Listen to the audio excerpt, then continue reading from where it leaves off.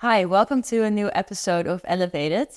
Matt and I both have been to Flow in North America, and we gave a workshop about how to improve your workflow. And we would like to talk to you about this in this episode. Yeah, so we had quite a few people attending the workshop, which was great. Loads of interaction. And I think when we showed this diagram of how a studio could be and all the steps involved, I think that really got a lot of the debate going. And we started to think about workflow planning and product preparation and efficient grouping as sort of three of the main topics. So maybe we can first talk about workflow planning and some of the insights that came out of this workshop. Yes, exactly. So it really starts with planning what you're going to photograph. And it's not you're going to the shoot and then we have these clothes and we're thinking, okay, what are we shooting now here, for example? No, we're already deciding this when we start with getting our products in. So I was just speaking to Matt earlier to say, like, okay, but you have buyers usually in a company, and to have a meeting with the buyers, with the head of the studio, with the head of styling, and then together already get an idea of what their vision was, what to buy for that season and how that should be photographed. So also that you look at styling already ahead before even the products come in. Yeah, I think that was an eye-opener for some people because, there can be two ways of working. It can be like, okay, the stuff arrives and then you got to style whatever's there. But I think, we've both experienced another way, which is, I think, the way possibly going forward that you can really up the level of your content. And that is to involve styling so much earlier in the process. I mean, we already know what is being bought. So if head of styling, like you say, get involved in that conversation with buying and merchandising and what we want to sell with what, those line lists can be built up already. And software again, my favorite topic is workflow software. So I think bringing that into the software. So you've got an Excel sheet, yeah, of course, but you can make that using software, make that Excel sheet come to life. And then you can start building a proper workflow for those products, including styling like really early on and how you're going to outfit stuff, what accessories you're going to use and so on. So I think in the workshop, that was quite a 50-50 split. So we had some people who do plan ahead, do think about things ahead of time, and others who were like, wow, this is like a totally new world for me. I literally have to open a box and find whatever's in the cupboard. So we had this phrase, right? Cupboard styling. The cupboard styling, indeed. Yeah. Yeah, that's funny. I mean, I think also if you are photographing things on site and you do want to make that last minute change, then obviously that is possible. You don't have to plan everything out completely.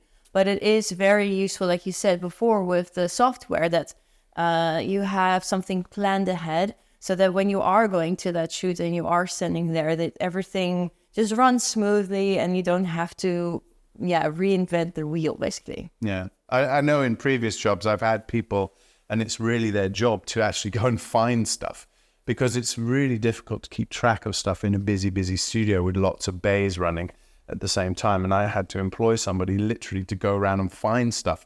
And they would, pick up a garment and go, what is this? Who's photographed it? Where's it been? And all of that stuff. But in software, I'd rather not employ that person or employ them to do something more creative than going and finding stuff, schlepping around the studio.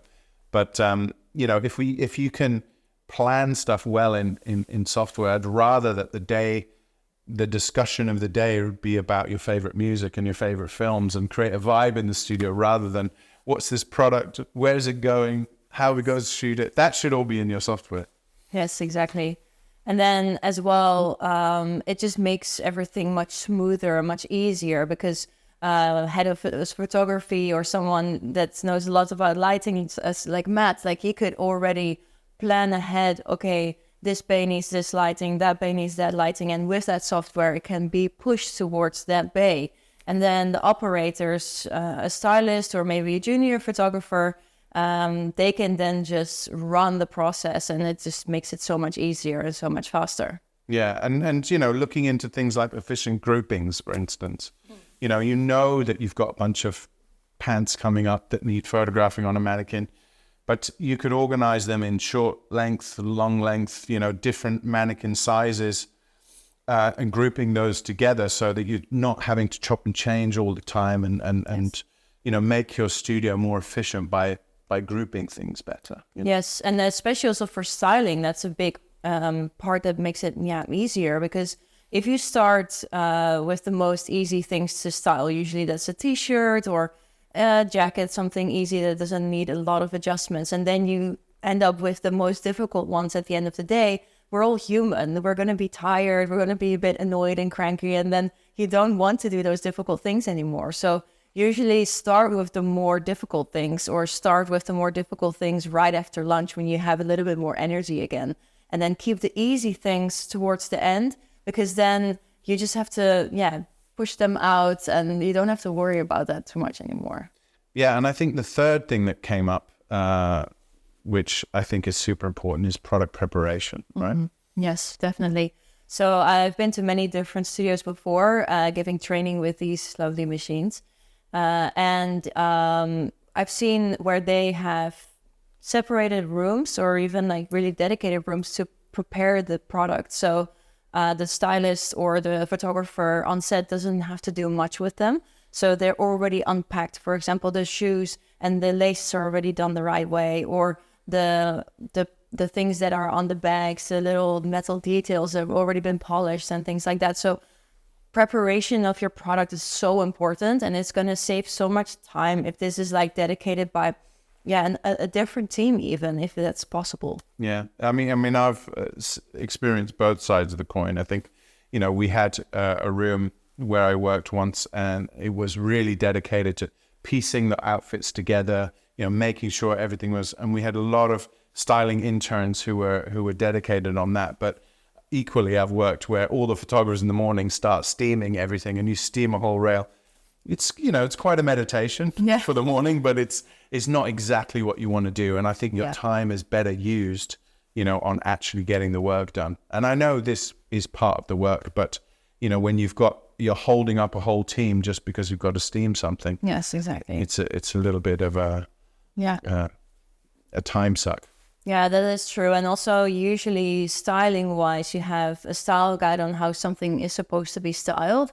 So maybe another freelancer comes in and they don't really know the style guide or the brand identity. And then they might style it a little bit differently because that's something that they're used to. And then you do get that inconsistency, and you might have to shoot the product again, which is a shame. Yeah, so with that, I think we're pretty much done with this topic. We have a nice handout that goes along with this series. So if you want to get in touch with us, and you can download some nice content that goes with this. Thank you so much for watching, and we'll see you next time for the next Elevated. See ya.